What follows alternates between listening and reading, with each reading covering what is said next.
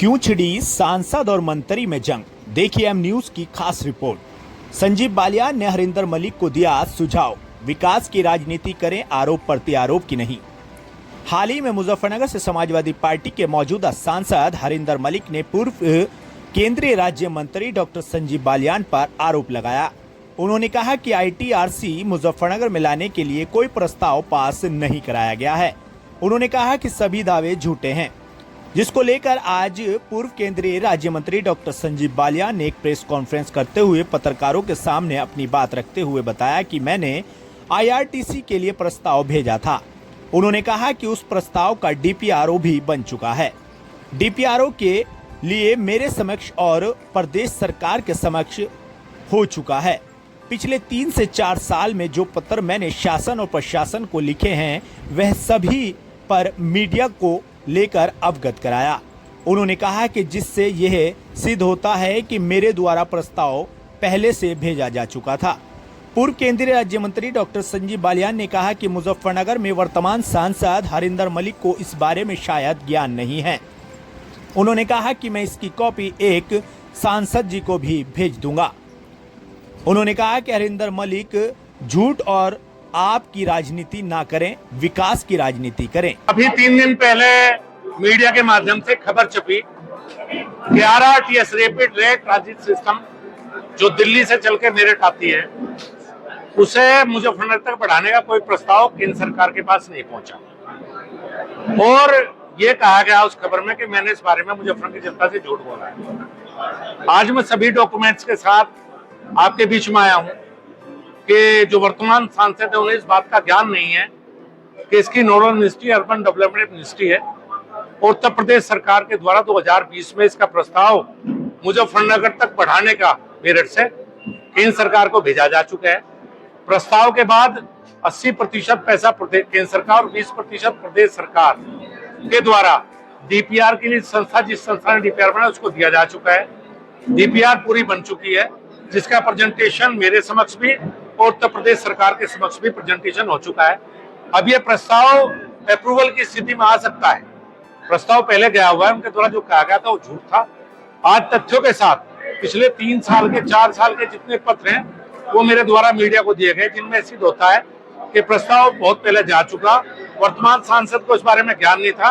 एक कॉपी में उनके पास भी भेजना, जिससे उन्हें ज्ञान हो जाए इस बात का और आगे से वे झूठ की राजनीति, आरोप की राजनीति ना करें, विकास की राजनीति करें। मुजफ्फरनगर में जो प्रोजेक्ट पेंडिंग है, चाहे वो दौरा से पानीपत रेल लाइन हो, चाहे आरटीएस को मेरठ से मुजफ्फरनगर लाना हो, चाहे मेडिकल कॉलेज की स्थापना हो, चाहे एक नया नेशनल हाईवे है, जो प्रोजेक्ट बीच में पेंडिंग में छोड़ के हटा हूं, जनता ने उनको काम दिया है और वो विकास की राजनीति करें और उन प्रोजेक्ट में काम करें। मेरा उनसे ऐसा निवेदन है। कहते हैं कि 10 साल में आपने कुछ नहीं किया। अगर आप नेशनल हाईवे की बात करें तो कहते हैं कोई ऐसा हाईवे नहीं बना जो मुजफ्फरनगर से शुरू होकर और मुजफ्फरनगर में समाप्त हो।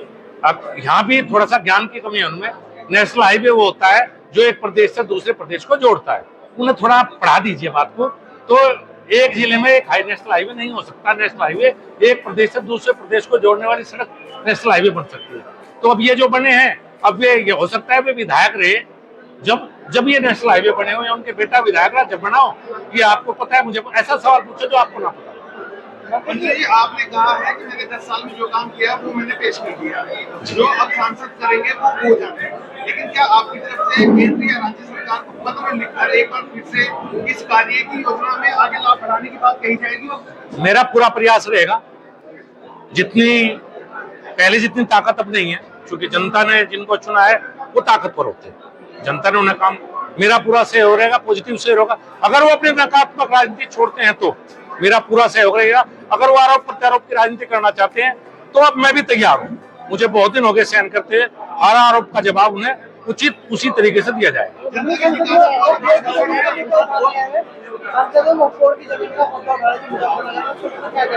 मुझे ये कहना है कि उसमें होटल बनवाना चाहते हो, होटल नहीं बनने दिया जाएगा। जो इमारत जैसी थी ऐसी रहेगी। मुझे बहुत ज्यादा ज्ञान नहीं, लेकिन ऐसी जमीनों में होटल नहीं बन सकते। आपने कहा आरआरटीसी की फुल फॉर्म बता दें, क्या उनकी शिक्षा पे आप उंगली उठा दें?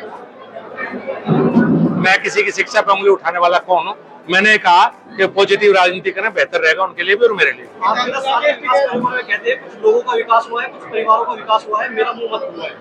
वो पूरा मुंह खोलने जितने उनके मुंह में है, पूरा मुंह खोलने के लिए स्वतंत्र है। जैसा उनका उधर से जवाब आएगा, दुगनी ताकत से जवाब दिया जाएगा। कोई बच्चों का स्टेडियम नहीं बना मुजफ्फरनगर में, कोई अस्पताल मुजफ्फरनगर में नहीं बना।